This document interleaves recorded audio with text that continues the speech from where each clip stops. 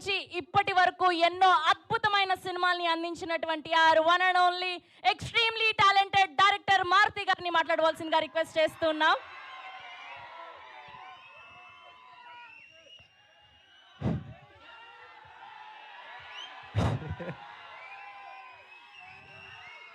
జై rebel star.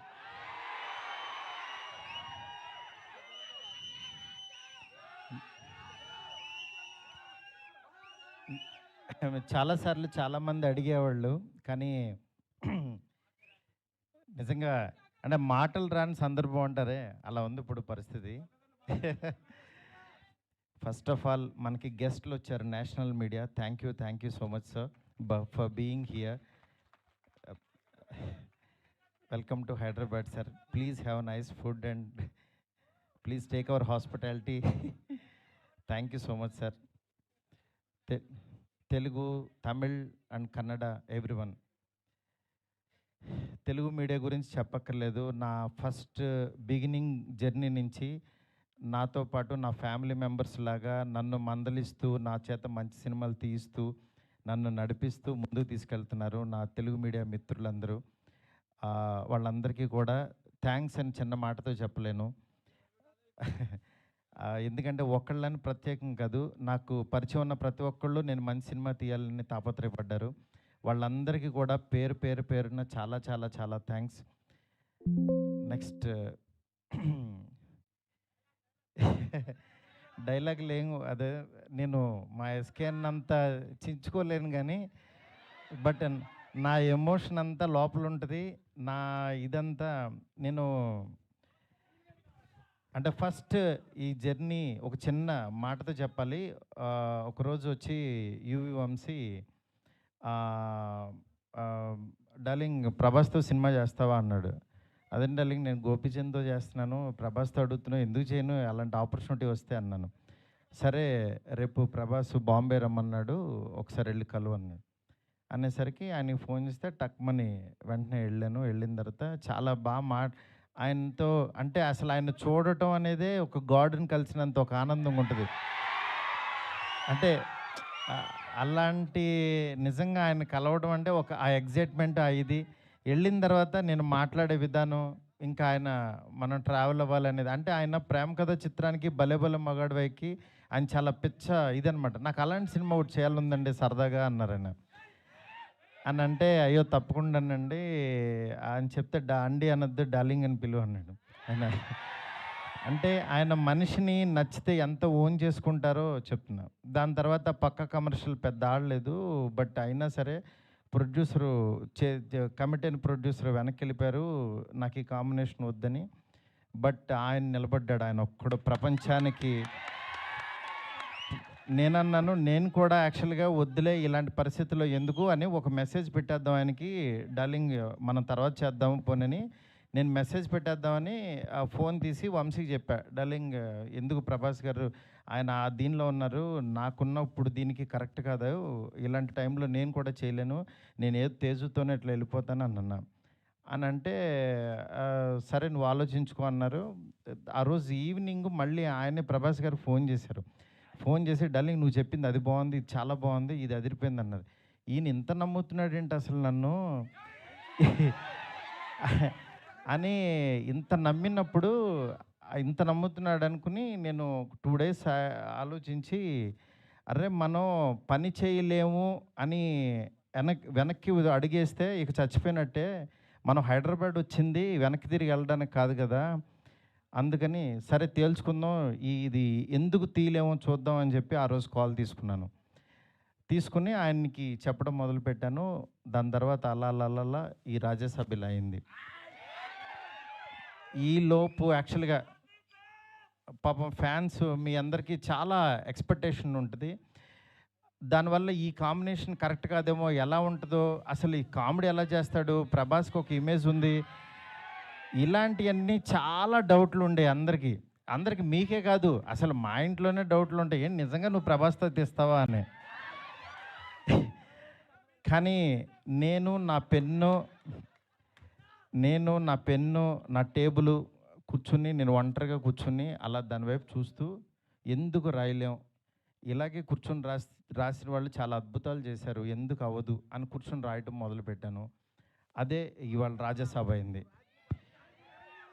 నేను అంటే ఈరోజు చాలా ఎమోషనల్ డే. ఎందుకంటే ఓ అందరూ పాపం ప్రభాస్ గారిని మారుతితో అవసరం ఈ టైంలో అది ఇది నేను చాలా అడుగుతూ ఉండేవాళ్ళు. కానీ ఆయన మీరెవ్వరూ చూడండి, నేను తనలో ఒకటి చూశాను, మీరు వదిలేసేయండి అనేవాడు.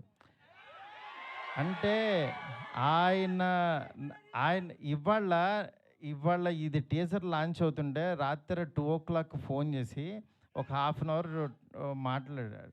ఆయన ఫోన్ చేసి డార్లింగ్ ఇది డార్లింగ్ అను చూసా డార్లింగ్ ఇలా అని ఏంటి మీ మీమ్స్ అన్నీ ప్రతి ఒక్కటి షేర్ చేశాను ఆయనకి. మీరు ఒకసారి ఆయన క్యాప్ పెట్టుకుని వెళ్తే రెబల్ గాడ్ పొద్దున్నే లెక్కగానే రెబల్ గాడ్ని చూపించావు, చాలా థ్యాంక్స్ అని ఎవరో పెడితే ఆ లుక్ ఆయనకి షేర్ చేసి చూపించాను. ఎందుకంటే మీ ప్రతి ఒక్కటి నాకు ఎస్కేని వస్తుంది, ఎస్కేన్ దగ్గర నుంచి నాకు వస్తుంది, నేను ఆయనకి చూపిస్తా.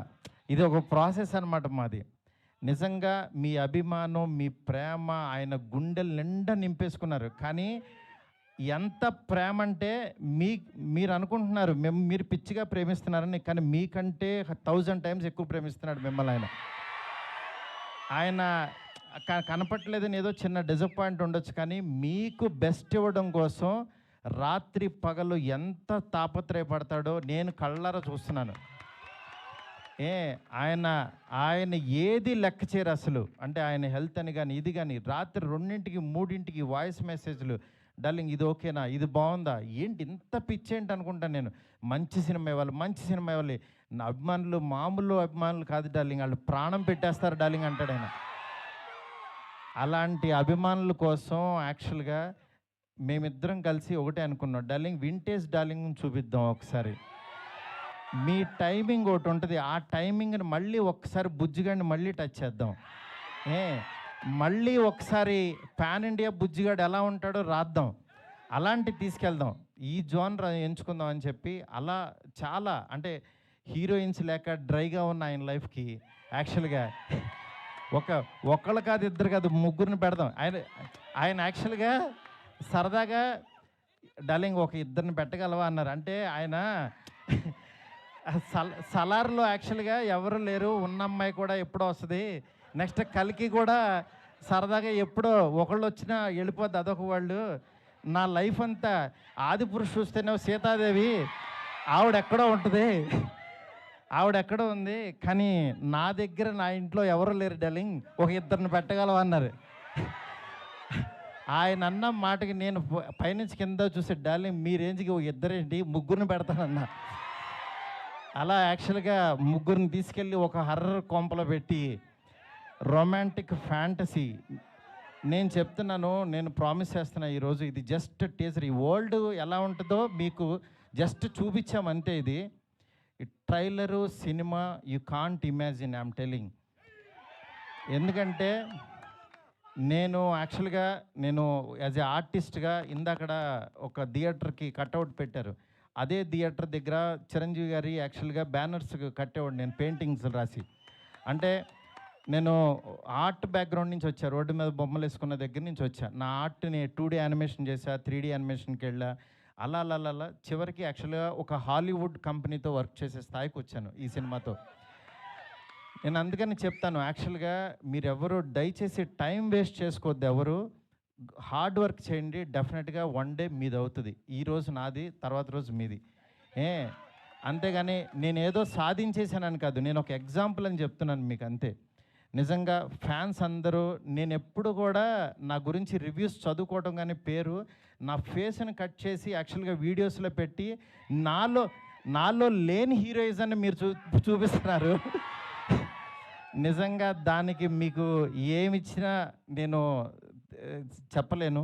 ఎందుకంటే నా ఫ్రెండ్స్, నా ఫ్యామిలీ అందరూ కూడా, మా వైఫ్ అందరూ, మా పిల్లలు మీమ్స్ చూసి వాళ్ళ ఆనందం నేను మాటల్లో చెప్పలేను. రోజు మీరు ఇస్తున్న ఎనర్జీ, ఈ ఎనర్జీతో ఈ సినిమా ఇంకా బాగా తీస్తాను.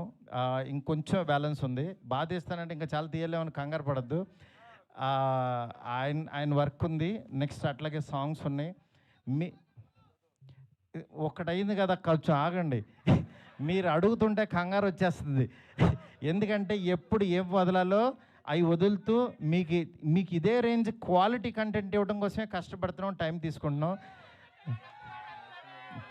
యా యా దయచేసి అర్థం చేసుకోండి sir. I hope national media you like the teaser sir. Thank you so much sir.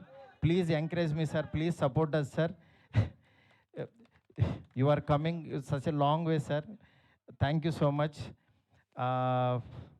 ఇంకేం చెప్పాలో అర్థం కావట్లేదు. నేను మీకు మాట ఇస్తున్నాను, మంచి సినిమా ఇస్తున్నాను. మంచి సినిమా అంటే మీరు కోరుకునే ప్రభాస్ గారిని ఎలా చూడాలనుకుంటున్నారో ప్రతి క్షణం ఆయన్ని అడ్మైర్ అయ్యి చూస్తారు. ఎందుకంటే నేను ఇంత తీసేసాను సినిమా, ఇప్పుడు దాంట్లోంచి క్రిస్పీగా మీకు బెస్ట్ ఇవ్వబోతున్నాము. Thank you so much. Thank you so much. Next నా టెక్నీషియన్స్ గురించి అందరికీ బాగా